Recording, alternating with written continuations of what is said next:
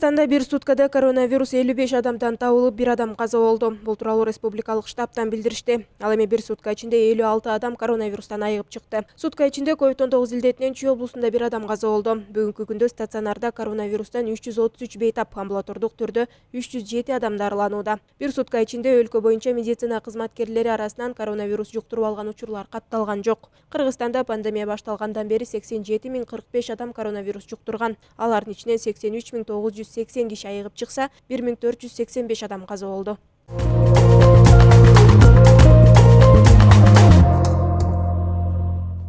Мамлекет башчысы Садыр Жапаров бүгүн 17 мартта Бишкек шаарынын Борбордук Ала Тоо аянтындагы 2002 жылы аксы окуяларында жана 2010 жылы апрель окуясында элдин эркиндиги үчүн курман болгондордун элесине арналган монументке гүл койду. Бул тууралуу президенттин расмий сайты кабарлады. Андагы маалыматка караганда президенттин аппаратынын жетекчиси Сүйүнбек Касманбетов менен Бишкек шаарынын мэринин милдетин аткаруучу Бактыбек Кудайбергенов да монументке гүл коюшту. 2002 жылдын 17 мартында Аксыда бийликке каршы чыккан элге ок атылган. 6 киши курман болгон. Анда ошол кездеги президент Аскар Акаевке импичмент жарыялоо боюнча демилге көтөрүлгөндөн кийин камакка алынган депутат Азымбек Бекназаровду бошотуу жана өзөңгү куушту Кытайга бербөө тууралуу талаптар коюлган.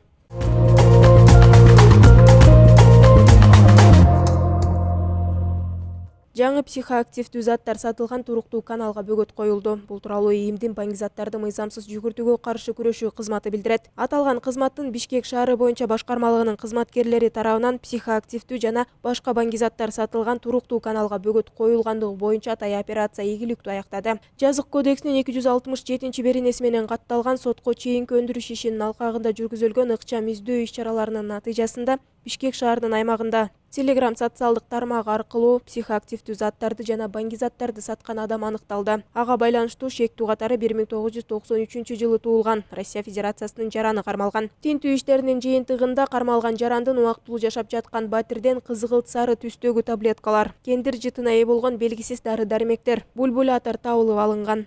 Соттук химиялык изилдөөнүн корутундусуна ылайык табылган 41 грамм зат жаңы психоактивдүү баңгизат экендиги аныкталган. Учурда аталган кылмышка тиешеси бар башка жарандарды аныктоо боюнча ыкчам тергөө иш-чаралары уланууда.